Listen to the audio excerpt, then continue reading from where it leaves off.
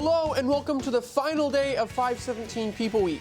Today we have a very special episode. We're going to be highlighting the week and also talking about how we are ambassadors to one another. I will be interviewing my family on my show. All right, and so I'm going to welcome my family, and I have a secret handshake with each of them. So please come to the set. We have the youngest, Ella. What's up, Ella?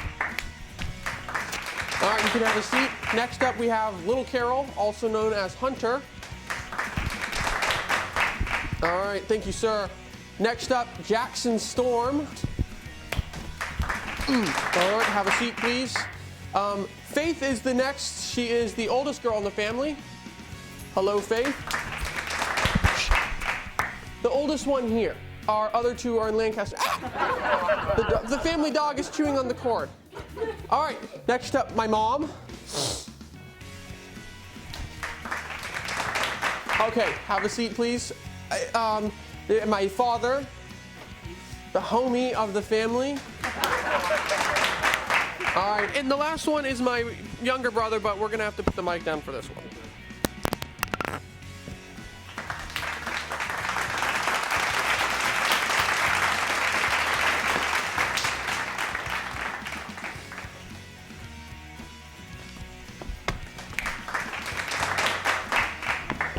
That's my family. All right, so we are now set and ready to go.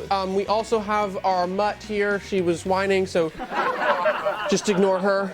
Like I said, this is 80% of my family. The other 20%, our family. The other 20% is up north in PA working at Sight and Sound. But this is the group today that built the videos, and I thought it'd be really cool to just talk about the videos and also talk about how we're ambassadors to one another. Any thoughts? This bandit right here, in the film, the lightsaber scene, he spent 40 whole hours on the lightsaber scene, creating lightsabers. Yeah, a lot. So He was also the muddy guy. The money kid. Today's verse is 2 Corinthians 5:20, and that says, "Therefore, we are ambassadors for Christ, God making his appeal through us. We implore you on behalf of Christ, be reconciled to God." So now we're going to enter the main topic, the meat and potatoes of today's video, and we're going to be talking about how we are ambassadors. Okay, so any thoughts on how we are ambassadors to one another? Well, Finn, I think that's a really good question. I think the key is keeping it simple. It's not rocket science. And, I think when we all think about our relationships, that it's the simple things that we do for each other that are the most meaningful. And I would say, I know we're talking a lot about within the family being ambassadors, but just also when we go out, outside of the family, it's nice to just kind of think about being an ambassador where you are in whatever season. Like when you have little kids, you're an ambassador to your neighbors because you're always out there with them pushing their little cars around. Then you get bigger kids who are going and working at Home Depot and different stores, and they have, their ambassadorship kind of stretches to their fellow employees, and so it changes, but you just kind of have to work with what you've got, what God's given you. Jared, let me ask you this question. What are ways that you think that we are ambassadors to others? Like practical examples and things we can do. I know you have an answer, and I know you have a prop there, so why don't you tell us a little bit about that? Yeah, so one of the ways that Dad has kind of implemented into our morning routine with our devotions, we have this prayer box, and on side we've got little cards. We write people's names, both family members, neighbors, maybe unbelievers that we're praying for, and it's easy to just forget to pray for people.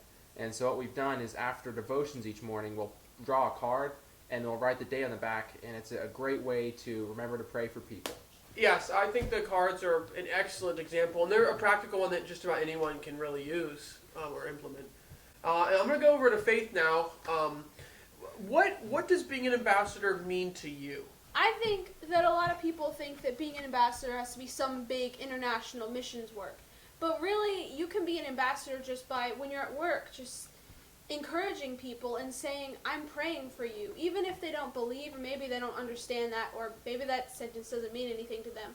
But really, just loving people the way Christ loved us, called us to love them, just can mean so much to them, because that's not how people are these days, and it looks different. When people see that, when someone is treated like that, it's different. All right, Mom, why don't you talk to me about Taylor? I understand that's something that you wanted to talk about. Yeah, when we were talking about how we're ambassadors to each other, I guess I see that a lot in the kids, of course, with Eric, with me, and with Eric, with the kids. But something that kind of something that kind of stood out in my mind was Taylor, who's we've already mentioned in Pennsylvania. She just likes to write notes and leave things around for people, and that's kind of her way of encouraging. And I know there was a time recently when I was anxious about something, or I don't even remember what it was, but all of a sudden I noticed there were all these like verses that popped up over my desk and on my mirror and just different places, and it was her handwriting, of course. So that was her way of just encouraging me with the truth and, kind of giving me hope in a subtle little way, behind the scenes, which means a lot. Ellie, you're the youngest here, but still, what are ways that you are encouraged to love Jesus? So my big sisters and me, we all share a room, and we sometimes listen to Adventures and Odysseys, and so that really encourages me. Definitely. Adventures in Odyssey are solid. I remember listening to them when I was your age. All right, Dad, let's go over to you. I know you have another anecdote. I started off saying that being an ambassador to each other is really simple. And in fact, as I'm sitting here thinking, it's like so many of these things are so simple that you'd listen to them and think, wow, that's not really that profound. But the reality is that, again, it's the simple things. And I'm just sitting here thinking of all the times either that Leslie has come to me when I've been discouraged. And there have been times she has said to me, she said, Eric, your righteousness is not in your performance, in your ministry. Or she said, Eric, God is our security, not our finances. There's been times like when our kids have come to me and they've wanted to talk to me about something, and and they've just affirmed and encouraged me as their father. And even though they know that it's hard, that I struggle with it, they recognize that I'm trying, and they bring that out. And so that's a simple encouragement. And I think really a word spoken in the right season is a blessing to other people. Yes, definitely a great point. And that's what I think is so cool about this particular identity statement, and why I think it's placed so well in the week, because it really does tie all the others together.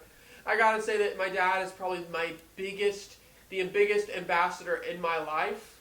No one else really has come close to,